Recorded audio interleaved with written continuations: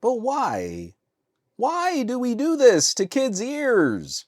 Hey there, this episode of Some Gadget Guy is brought to you by viewers like you. All of the amazing people sharing content on social media, and the incredible generosity of my patrons at patreon.com/SomeGadgetGuy. More info on those awesome nerds later in the video. I'm really trying not to make people feel bad. I mean, I do get it. I understand the costs. Schools have to make decisions on different kinds of headphones that are economical. Parents might not always have all that disposable income. I get it. I do, but I kind of feel there are times we might be able to do better than this. Because the folks at 1More sent these my way to test drive and review. These are the Sonoflow Mini.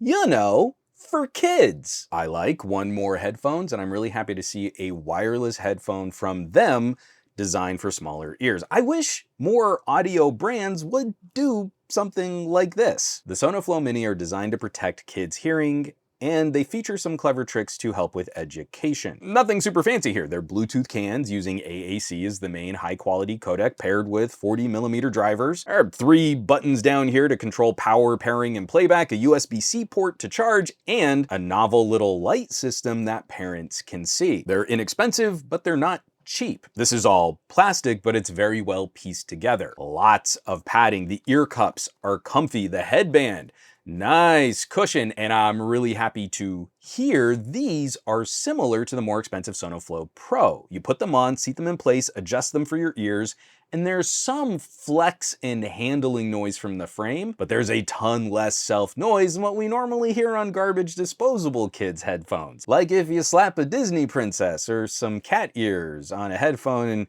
you're basically just making a misophonia training device. Just did like a full body cringe, remembering what it was like putting my ears in these while I was testing them out. So gross. I do have some headphones that just have smaller cups by design. Those are super aural, and they're meant to clamp, kind of squish your ears to the side of your head and block more noise around you.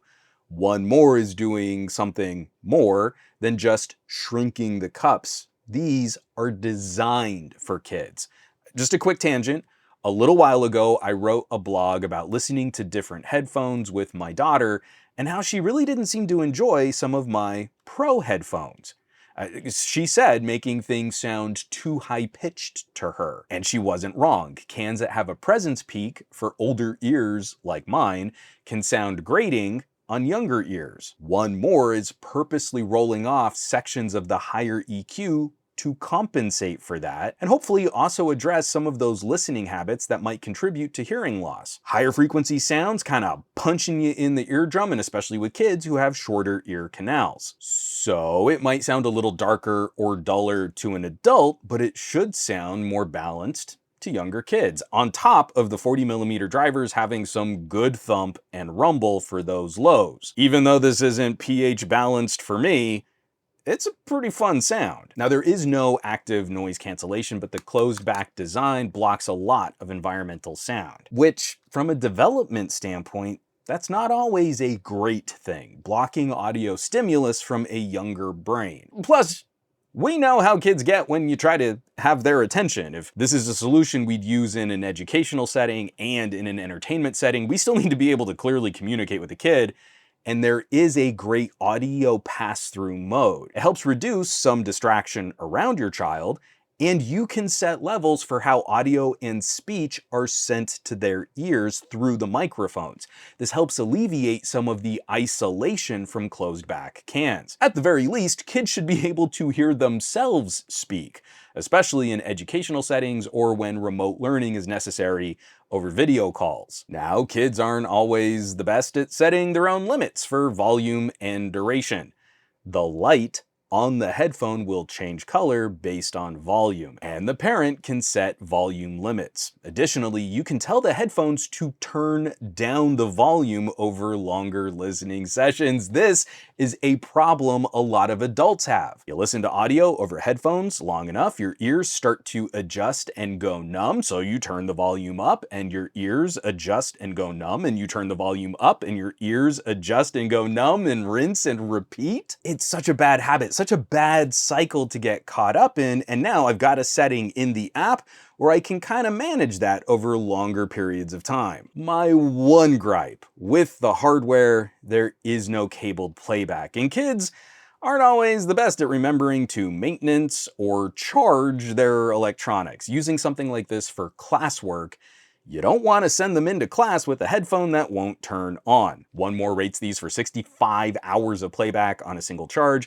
and when completely empty, plugging them in for about 10 minutes should get you several hours of playback, but it's still something you might need to manage more closely as the parent because you can't just plug in over an aux jack. And considering the tablets and Chromebooks and laptops our kids get for school, even playback over the USB-C would have been nice to include, and I could have charged them at the same time, but I can't complain too much given the price point here. It's just something to consider how your child might use something like this and what you might have to manage as the grown-up. It is a very nicely thought out solution for kids, and not just a cheaper, smaller headphone. We can help teach some better habits and give our kids better audio quality without breaking the bank. I am being a little snarky, but I totally get it. Schools have to make tough decisions with their budgets. Families, households, they have to make tough decisions with their discretionary income. Not many people out there can really afford to be giving their kids audiophile grade gear and expect them to just take care of it. This is a learning experience at the same time. So things like this are kind of cute, but they're definitely built for schools to use as durable, inexpensive audio solutions. Lex inherited these from one of the previous grades that she was in. She doesn't really like the audio quality, it's just fun to have cat ears on her headphones. I do understand that when we're talking in that $15 to $20 range, that stepping above this might be a hardship for some families out there. But I know I can also talk to a large group of consumers where going from about 20 bucks here to under $40 here might not be that painful, and we can do this better for our kids. Now, like I said, we might be a little silly in this household, and I'm definitely spoiling Lex a little bit, but the other end of the spectrum, they might be something like this. These are the Puro Quiets. I've got a video on these too. We gave Lex for a road trip.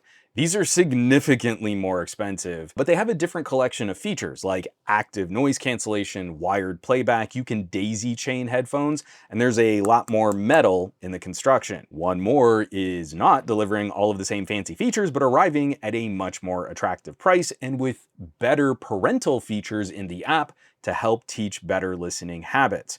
I mean, just as a quick comparison for anyone who's interested, I like the tuning a little bit better on the 1More, and I think the 1More have better passive noise reduction, but the Puro can block more noise with ANC on.